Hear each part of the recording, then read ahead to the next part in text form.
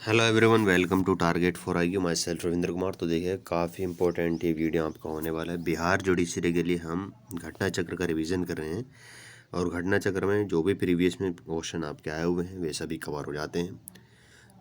और जुडिशरी में तो यहाँ से अलग कुछ बचने का नहीं है, ठीक है, क्योंकि घटना चक्र में आपके आईएएस से लेकर पीसीएस और स्टेट पीसीएस जो भी हैं आपके समीक्षा अधिकारी हो, आरओ सभी के क्वेश्चन कंप्लीट हो जाते हैं, इसलिए काफ़ी इम्पोर्टेंट है। और ध्यान से वीडियो को देखेगा। और आज जैसा आप बोल रहे थे कि इंग्लिश में भी स्क्रीन होना चाहिए, तो इंग्लिश में भी आपके क्वेश्चन है, बस थोड़ा सा आप ध्यान से देखेगा। क्वेश्चन बहुत ही ज़्यादा इम्पोर्टेंट है, ठीक है। आप नोट भी कर सकते हैं, बाकी कमेंट करके अपने सुझाव हमको दे सकते हैं।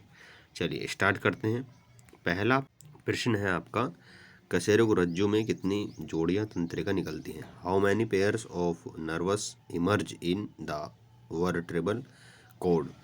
तो देखिएगा, आपको इसमें आंसर बताना और ये याद रखना है कि जोड़ियाँ पूछें, पेयर्स पूछें। अगर डायरेक्ट आपसे इनका नंबर्स पूछता तो आप वहाँ पर दुगना कर देंगे, तो ये 31 होगा।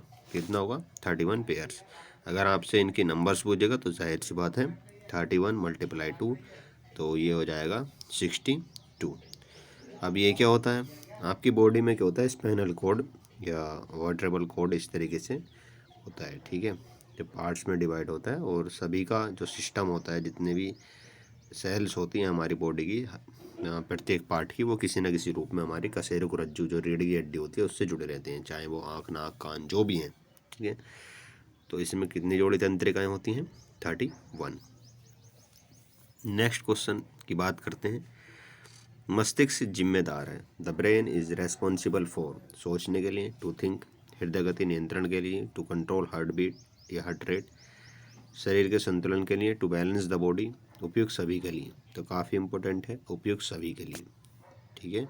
आपका जो हार्ट है वह, सॉरी, मस्तिष्क है, ब्रेन है, क्योंकि सोचने की क्षमता भी आपका मस्तिष्क से ही जनरेट होती है, हार्ट रेट भी यहीं से कंट्रोल होती है, शरीर का बैलेंस भी यहीं से कंट्रोल होता है, तो इसलिए इसका ऑप्शन डी सही होगा। नेक्स्ट बात करें तो तीसरा क्वेश्चन है आपका, प्रतिवर्ती क्रियाओं का नियंत्रण केंद्र कहाँ पर है? Where is the control centre of reflex actions located? प्रमस्तिष्क में, इन द सेरिब्रम, अनुमस्तिष्क में, इन द सेरेबेलम, कशेरुक रज्जु में, इन द वर्टेब्रल कॉर्ड, और चौथा है इन नर्व सेल, तंत्रिका कोशिका में। तो इसका जो आंसर होगा ऑप्शन नंबर सी आपका सही होगा, यानी कि इन द वर्टेब्रल कॉर्ड, कशेरुक रज्जु, जितने भी हमारे रिफ्लेक्स एक्शन होते हैं उनका सेंट्रल पॉइंट होता है यहाँ पर। क्वेश्चन नंबर 4 है, यहाँ पर ये गलती से टाइप हो गया, सुई चुभने पर कौन सा अंग दर्द महसूस नहीं करता है? तो ये क्वेश्चन भी आया हुआ है आपका यूपीपीसीएस में आया हुआ है, ठीक है। तो इसका आंसर होगा मस्तिष्क, यानी कि हमारा ब्रेन। नेक्स्ट क्वेश्चन है हमारा, मानव के मस्तिष्क में स्मरण क्षमता कहाँ होती है? Where is the memory capacity in the human brain? तो medulla oblongata, cerebrum, brain cavity और सेरिबेलम। तो इसका जो आपका आंसर होगा वह होगा सेरिब्रम, ठीक है, सेरिब्रम इसका आंसर होगा। और एक बात और याद रखिएगा, जो ब्रेन का लार्जेस्ट पार्ट होता है हमारे ब्रेन का, मस्तिष्क का सबसे बड़ा जो पार्ट होता है वो भी सेरिब्रम ही होता है। और ऑलरेडी इसमें क्या होता है? Memory capacity. चलिए देखिएगा, नेक्स्ट क्वेश्चन है आपका, मानव शरीर का तापक्रम, यानी कि जो हमारा टेम्परेचर ऑफ ह्यूमन बॉडी होता है उस, वो गर्मियों में, सर्दियों में कैसा होता है? तो ये ऑप्शन आपके दिए हुए हैं। इसमें जो ऑप्शन आपका राइट होगा वह होगा, ना ही जाड़ों में घटता है और ना ही गर्मियों में बढ़ता है। जो हमारे मानव शरीर का अंदर का टेम्परेचर होता है उसकी बात हो रही है, neither decrease in winter nor increase in summer. काफ़ी इम्पोर्टेंट है। और यहाँ से और भी प्रश्न बनते हैं, जैसे मानव शरीर का साधारणतः जो मतलब तापक्रम होता है, तापमान होता है, वो 58.6 डिग्री फ़ारेनहाइट में होता है। फ़ारेनहाइट में यही याद रखिएगा, काफ़ी इम्पोर्टेंट है। और ये भी याद रखिएगा, जो मस्तिष्क में टेम्परेचर को कंट्रोल करता है तो हाइपोथैलेमस पार्ट होता है, हाइपोथैलेमस, ठीक है, ये पार्ट होता है, यही मस्तिष्क में होता है हमारा। और ये किसको कंट्रोल करता है, जो हमारा तापक्रम होता है उसको बनाए रखता है, मेंटेन कोड करता है तापक्रम को हाइपोथैलेमस, हमारे जो ब्रेन का पार्ट होता है, काफ़ी इम्पोर्टेंट है। हाँ, ये प्रश्न आपका आ भी गया। देखिएगा अगला प्रश्न यही है, शरीर का तापक्रम नियंत्रित करता है, काफ़ी इम्पोर्टेंट है। तो ये हमारा कौन सा पार्ट होता है, ब्रेन का हाइपोथैलेमस पार्ट होता है। ब्रेन का हाइपोथैलेमस पार्ट होता है जो हमारे शरीर का कंट्रोल बॉडी टेम्परेचर करता है। ठीक है, नेक्स्ट है आपका सामान्य मानव शरीर का तापक्रम होता है। तो सामान्य जो मानव शरीर का तापक्रम है वह कितना होता है। अब यहाँ से 3 प्रश्न बनेंगे आपके। देखिएगा मैंने जैसे आपको बताया था, ये जो मानव शरीर का तापक्रम होता है, अगर फ़ारेनहाइट में पूछते हैं आपसे तो 98.6 फ़ारेनहाइट होगा। अगर सेंटीग्रेड में पूछता है तो 37 डिग्री सेंटीग्रेड होगा। अगर आपसे केल्विन पर पूछता है तो 310 केल्विन होगा। तीनों अलग अलग बातें हैं। फ़ारेनहाइट में इतना होगा और सेल्सियस में 37 डिग्री सेल्सियस होगा और केल्विन में 310 केल्विन होगा। तीनों पैमानों पर अलग अलग होता है। नेक्स्ट प्रश्न की बात करें तो मानव मस्तिष्क के निम्नलिखित भागों में से कौन सा एक निगरण और उल्टी का नियमन केंद्र है। Which one of the following parts of the human brain is the control centre for swallowing and vomiting. तो ये भी काफ़ी इम्पोर्टेंट है। तो इसका जो आपका एग्जैक्ट विकल्प होगा, जो आंसर होगा वह होगा मेड्यूला ओब्लोंगेटा। ठीक है, यानी कि आपको वोमिटिंग वगैरह होती है तो उसका भी नियमन केंद्र कौन सा होता है, हमारा मेड्यूला ओब्लोंगेटा। और इसमें ये भी थोड़ा सा याद रखें, इसकी लंबाई लगभग 3 सेंटीमीटर होती है। ठीक है, चलिए इतना आपको याद रखना है। नेक्स्ट क्वेश्चन की बात करते हैं। तो एल्कोहल आपको पता ही है, वाइन वगैरह जो होता है, के निराविशन के लिए मानव का कौन सा अंग उत्तरदायी है। Which part of human is responsible for detoxification of alcohol. काफ़ी इम्पोर्टेंट है। तो इसका जो विकल्प सही होगा वह होगा लीवर, यानी कि यकृत। ठीक है, तो जो भी आपके हानिकारक रासायनिक तत्व होते हैं, ठीक है, उनको जो भी मतलब कंट्रोल करता है उसका प्रभाव आपको पता है लीवर पे ही पड़ता है। तो यही भी बात इसमें की गई है कि उनका निराकरण कौन सा अंग करता है, लीवर। नेक्स्ट क्वेश्चन आपका, एक स्वस्थ मनुष्य एक दिन में कितनी मात्रा में पेशाब करता है, urine. How much quantity of urine does a healthy person urinate in a day. तो इसका जो सही आंसर होगा 1.5 लीटर, यानी कि 1.5 लीटर इसका सही आंसर होगा। एक और बात याद रखिए, यूरिन का पीएच होता है। ठीक है, पीएच जो वैल्यू होती है यूरिन की 6.0 होती है। और ये तो आपका याद रखना, और अम्लीय होता है। ठीक है, आपका ये कैसा होता है, एसिड होता है, अम्लीय। और बाकी एक और याद रखेगा, जो हमारे यूरिन का कलर होता है वह आपको पता है कि येलो होता है हल्का। यह येलो जिसका होता है वो किस कारण होता है, एक वर्णक होता है यूरोक्रोम, यूरोक्रोम के कारण होता है। काफ़ी इम्पोर्टेंट है प्रश्न भी, कि मूत्र का जो पीला रंग होता है, यूरिन का जो येलो कलर होता है वह किसके कारण होता है, यूरोक्रोम के कारण होता है। यहाँ से आपको ये प्रश्न जानने को मिले। और ये भी याद रखिएगा, मूत्र में आपके 95% पानी होता है। ठीक है, नेक्स्ट प्रश्न की बात करें तो बात की गई है कि डायलिसिस किससे संबंधित है। What is dialysis related to.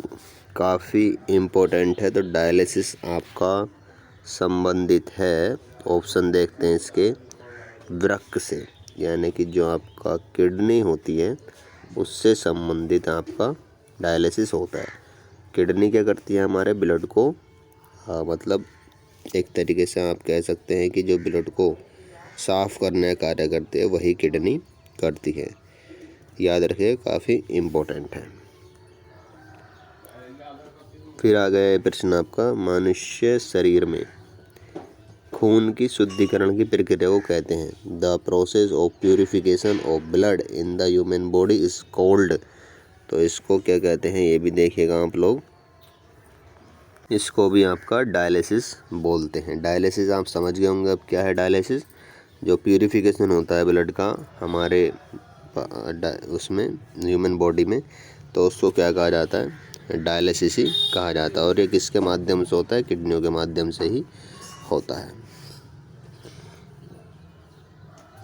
Next प्रश्न है आपका, यूरिया किसके द्वारा रक्त से अलग किया जाता है। काफ़ी इम्पोर्टेंट है। अब जैसे डायलिसिस आपका जिस पार्ट में हो रहा है और वहीं पर क्या होगा, फिर जब वो छानने का काम कर रहा है ब्लड को, तो यूरिया किसके द्वारा रक्त से अलग किया जाएगा। Urea is separated from the blood bye, तो उसमें मेन रोल जो होता है वो होता है किडनी यानी कि गुर्दे का। ठीक है, काफ़ी इम्पोर्टेंट है। चलिए नेक्स्ट क्वेश्चन है, मानव में गुर्दे निम्नलिखित में से किस प्रणाली के अंग हैं। तो kidneys in humans are part of which of the following systems. तो ये भी काफ़ी इम्पोर्टेंट है। ये है आपका एक्सप्रेशन, सॉरी ये गलत है, एक्सक्रीशन होना चाहिए था यहाँ पर। ठीक है, एक्सक्रीशन, थोड़ा सा ये गलती हो गई है इसमें, थोड़ा याद रखेगा। तो यहाँ पर आप इसको सही कर लीजिएगा। ये होता है आपका एक्सक्रीशन, एक्सक्रीशन। ठीक है, अब आप इतना तो समझ गए होंगे। तो हमारी किडनी होती है, वह ब्लड को आपका प्यूरिफिकेशन करने का कार्य करती है। उसमें जो भी मतलब अपशिष्ट होता है, वो आपका यूरिया हो कुछ भी हो, तो उसको अलग करने का कार्य करती है। और वह विधि भी आपकी क्या कहलाती है, वह विधि आपकी जो ये सारा प्रोसेस होता है ब्लड को छानने का, तो यही क्या कहलाता है, डायलिसिस कहलाता है, जो शुद्ध ब्लड देने की प्रक्रिया होती है। 16वां क्वेश्चन है आपका, काफ़ी इम्पोर्टेंट है, अपोहक जिसके कार्य संपादन हेतु प्रयुक्त होता है वह है the dialyser is used for purpose of. तो अब डायलिसिस से आप समझ गए होंगे, तो विरक यानी कि किडनी काफ़ी इम्पोर्टेंट है। उस विधि को हिंदी में अपोहक भी कहते हैं। ठीक है, नेक्स्ट प्रश्न काफ़ी इंपॉर्टेंट है, मानव गुर्दे में बनने वाली पथरी प्राय बनी होती है। Stones formed in human kidney are usually made of calcium oxalate, sodium acetate, magnesium sulphate, calcium की।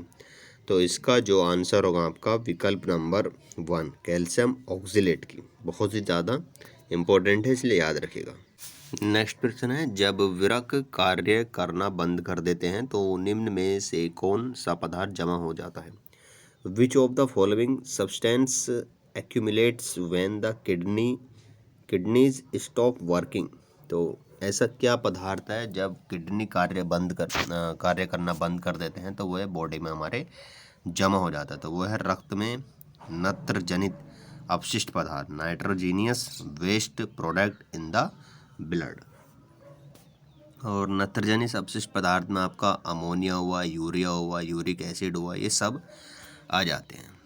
चलिए नेक्स्ट क्वेश्चन देखते हैं, निम्नलिखित में से कौन सा मानव गुर्दे का सामान्य कार्य नहीं है। तो ये भी काफ़ी इम्पोर्टेंट है, इसके ऑप्शन है आपके, और इसमें जो ऑप्शन सही होगा वह है रक्त में शर्करा की मात्रा का नियंत्रण करना। अब देखेगा, ह्यूमन जो किडनी है उनका कार्य क्या होता है, रक्त में जल की मात्रा का नियंत्रण, बिल्कुल। Control the amount of water in the blood, urea को छानकर बाहर करना, बिल्कुल करते हैं। फिल्टरिंग आउट यूरिया, कई हार्मोनों का श्रावण भी करते हैं, बिल्कुल। सेक्रेशन ऑफ मैनी हार्मोन्स, ये शर्करा वगैरह को यानी कि जो शुगर है उसको कंट्रोल नहीं करता है। लास्ट क्वेश्चन है, इम्पोर्टेंट है, औसतन प्रत्येक व्यक्ति में लगभग कितने लाख नेफ्रॉन पाए जाते हैं। अभी मैं बताऊंगा इसके बारे में, नेफ्रॉन क्या होता है। तो ये होते हैं 10 लाख। ठीक है, अब नेफ्रॉन क्या होता है कि आपने किडनी के बारे में पढ़ा। ठीक है, किडनी, तो किडनी से ही संबंधित होता है नेफ्रॉन। आपसे अगर एग्ज़ाम में पूछता है कि किडनी का बेस क्या है या किडनी किसके लिए प्रयोग किया गया शब्द है, सॉरी, किडनी का बेस क्या है, नेफ्रॉन। ठीक है, और नेफ्रॉन किसके लिए शब्द प्रयोग किया गया है, किडनी के लिए। इतना आप याद रखिएगा, काफ़ी इम्पोर्टेंट है। माने कि जो हमारा क्रियात्मक इकाई है, यूनिट है किडनी की, वो क्या है, नेफ्रॉन है। ठीक है, नेफ्रॉन। चलिए इतने क्वेश्चन आपको उम्मीद है समझ में आए होंगे, काफ़ी इम्पोर्टेंट सेशन है। और जो आपके इनसे संबंधित क्वेश्चन हैं और वो सारे हमने कवर करने की कोशिश की है। आगे भी हम जल्दी आपके लिए सेकंड पार्ट इसका लाएंगे, घटना चक्र का जो भी चल रहे हैं अभी हमारे, ठीक है। तो वीडियो को लाइक कमेंट शेयर जरूर करें। बाकी आप जो भी अपना सुझाव देना चाहते हैं वह भी कमेंट करके बताएं। Thank you.